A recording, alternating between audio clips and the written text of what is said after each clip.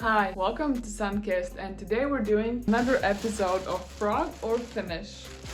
First of all, if you haven't watched the first episode, make sure to go and check it out. I will put it here or there or somewhere here. I'll put the first episode.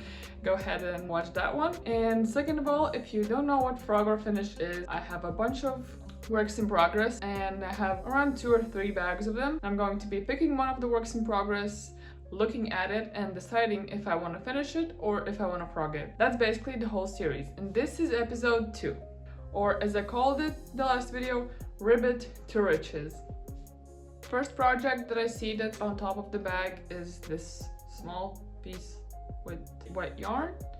As you can see, this is going to be an easy project to just frog it. As I'm going to frog it, I'm going to tell you what I wanted to make with this. Ooh. Got tangled. This was supposed to be a sweater vest. I remember I was making it a year ago, two years ago. I remember a year ago, I think, year and a half, and I wanted to make a sweater vest. This would be the panel. I would make it in 2 panels, so I started making this panel, and just it didn't go anywhere because I was using the smallest hook I had. The yarn is super fine, and I think I made one huge panel. I'm not sure where it is though. It's probably somewhere in the mix of this all. But this is the start of the second panel, and I just got tired and I just dumped it in the bag, and I was like, I'll maybe finish it one day. The day of finishing it has not come, but the day of frogging it is here. So we're frogging this one.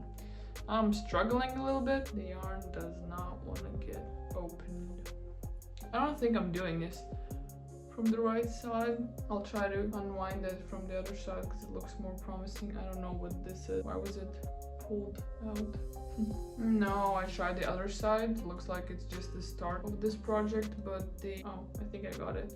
There are a few strands to this yarn. I think there are like 4. I don't know if you can see. There's 2 and there's 2, but it's one skein, one ball of yarn. It was pretty hard to crochet with it because it kept getting tangled, and now I just broke it off. Here we go.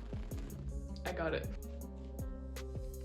Okay, so I have finished frogging the first project, and this is the ball of yarn that I got from it. I have a bigger ball of the same white, so this is going to be just an additional small ball of yarn to the big one. Let's grab our next project.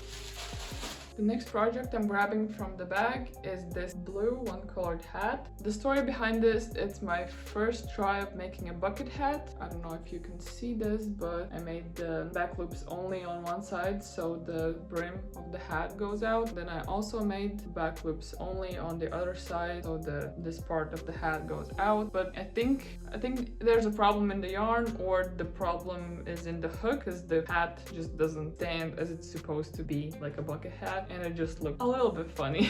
This is supposed to be outwards, like strong, and it doesn't stand, and this is also not supposed to be round, but like a flat top like this. I probably look funny AF right now. But this project just did not work out, so I'm going to frog it. I looked at myself. I look really good. I'm kidding. We're frogging this hat. I have finished frogging the second project of the second episode, and this is the ball of yarn that came from it. I'm going to add this to my collection of blue yarns. The next project I'm going to take from my bags of works in progress is going to be this one.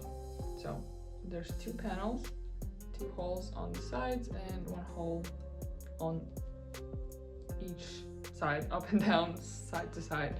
And when I started making this, I wanted to make a top. So this is the neck hole, armholes, and I wanted to make it a crop top or a full-length top.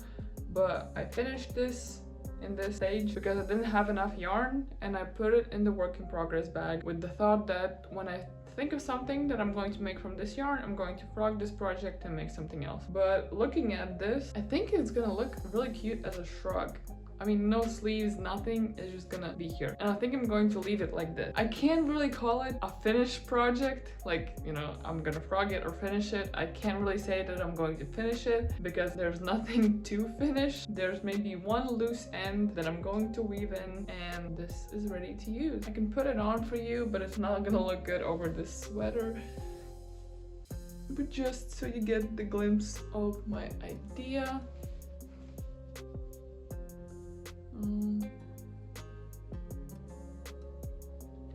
Over a dress or a t-shirt or literally anything.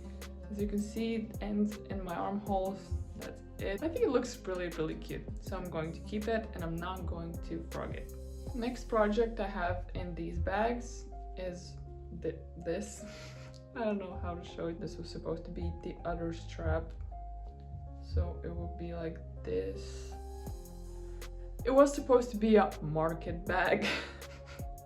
As you see, the mesh pattern and this side with like the holder. But I made this a really long time ago, and what I didn't understand at the time is if you use a significantly smaller hook and lighter yarn than mentioned in the pattern, your project is going to come out significantly smaller than it was supposed to be. So I don't really know what can you put in this little small market bag, like 1 or 2 skeins of yarn, maybe like 2 oranges.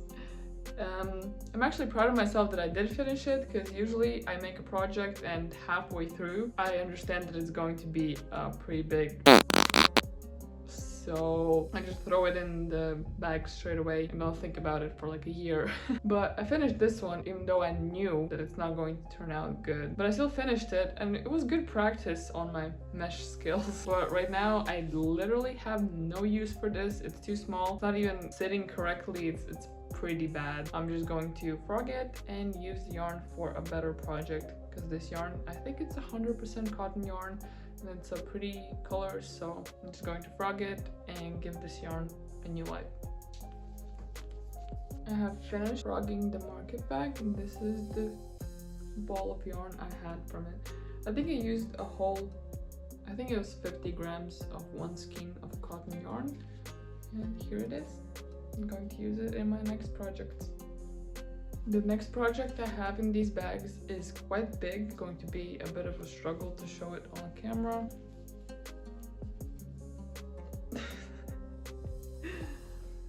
It's this big, huge, multicolored granny square, and the story behind this is I had a lot of similar weight yarns, and I thought that there's enough to make a blanket for my bed, or at least for 1 person, because my bed is for 2 persons. But in the middle of it, I understood that there's not going to be enough yarn for it, and I just threw this project into the bag with unknown purpose for the rest of its life. And right now, looking at it, I really don't want to frog it, because I spent a lot of hours on this using a 2.5mm hook and a bunch of different yarns, and I spent quite a lot of time on it. Started it last summer and I was making it for like, I don't know how long, but it was pretty long. I spent a lot of hours on it. So right now, looking at my bed, I think I can make a pillowcase out of it. I saw a pretty cute Pinterest idea where you don't put 2 granny squares and that works as a pillowcase, but you take one and you turn it, so it's like this, I don't know, what do you call it, it's like square, but it's turned, and then the corners of the granny square come together in the back of the pillow, and you can either sew it together, or if you want to make it so it's removable and washable and stuff like that, you can just tie it with a string or chain a string or something like that. And I'm going to try to do that. I have a huge pillow that could work for this project, so let's try.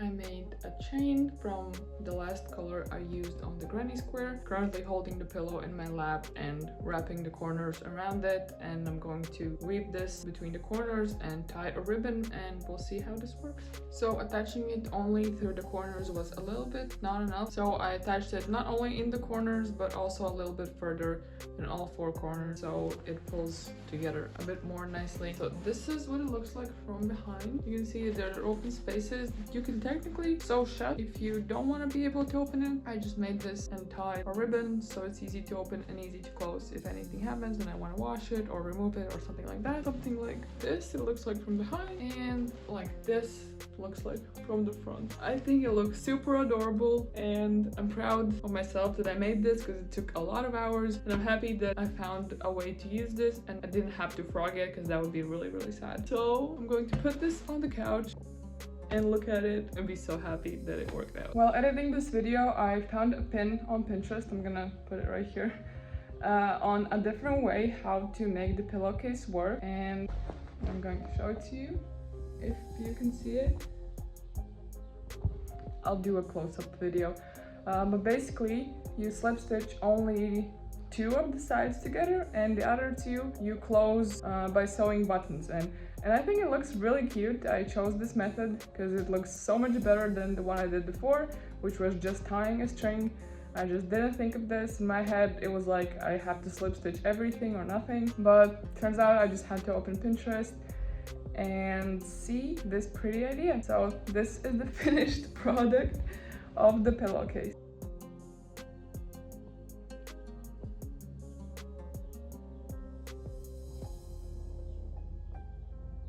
So we have tackled 5 projects in this episode 2 of Frog or Finish, and with this pillow, looking at it, it looks adorable. With this pillow, I'm going to end the episode and I'll see you in the next one. Thank you for watching this video. Don't forget to press like and press subscribe to this channel to not miss out any new videos. And if you haven't watched the first episode of Frog or Finish, feel free to check it out. And also, please check out other videos I have on my channel, and I'll see you in the next one.